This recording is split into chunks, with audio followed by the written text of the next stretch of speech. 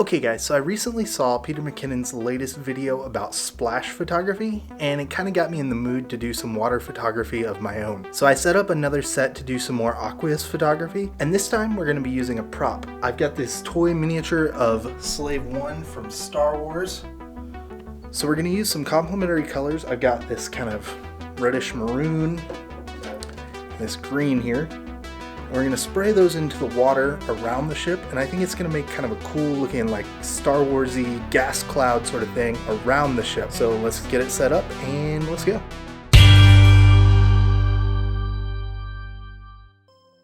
I pretty much got everything set up. I've already got the lights tested out and I know that the lighting looks good.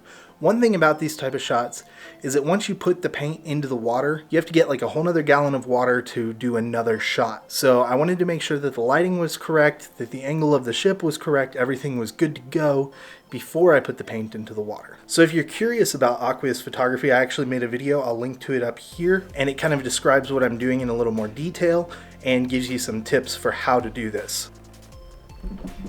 I apologize for the terrible lighting right now. The problem is I have to use a flash for this because the flash is actually going to stop the motion. So I want to make sure that all the other lights aren't reflecting off of this case.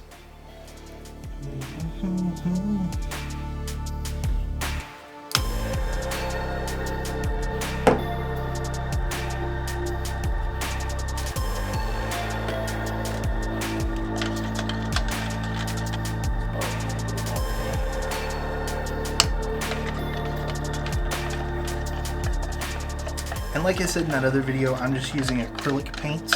I find that those work really well and have a nice spread in the water, but you do want to water them down beforehand. You don't want to just pour paint in there.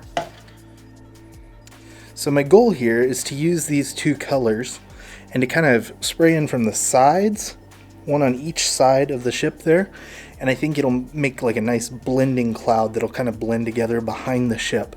So I want to make sure that I don't spray the paint, you know, in front of the ship. It's actually got to be behind it. And I think that'll make it look really, really nice. Just got to make sure everything is ready here. Got the trusty Canon 60D. This thing is a beast. All right, got my flash on. Everything's working there. Looks pretty good. I don't know if you can see that there. Looks pretty nice. Everything looks good. We got a good basis. So let's go ahead and pour the paints. We're gonna see if we can't get this remote to work. I'm having trouble with it. I think it's got a short in it. There we go. So because of the refresh rate on the flash, we're only gonna have one out of every few shots that's actually gonna capture. So I think I'm gonna turn it on, let it flash, kind of figure out where that number is, and then try to pour the paint right before it.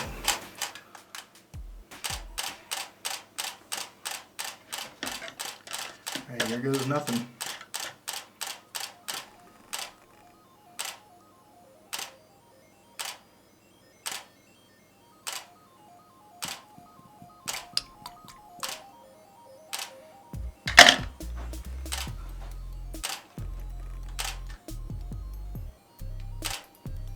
I think we may have got lucky. Alright, so I think we may have got lucky and actually got it on the first shot. Let's see what you guys think. I think we may have got it, guys. That's awesome. Okay, so like I said, I think we got it on the first try, which is awesome. But we're going to go ahead and get a second shot just for safety, because you never know, and it wouldn't hurt to have extras of these. I really like how this shot is turning out, and so I'd love to have two great ones.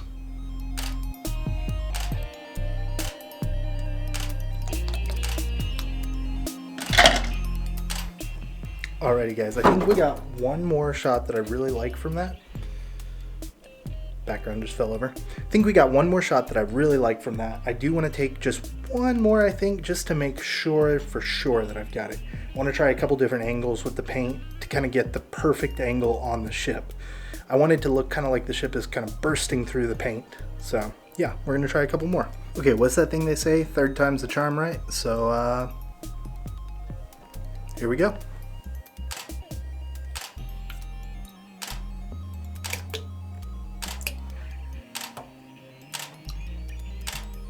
So yeah, I think that's a wrap. I'm going to go back to the computer and edit these.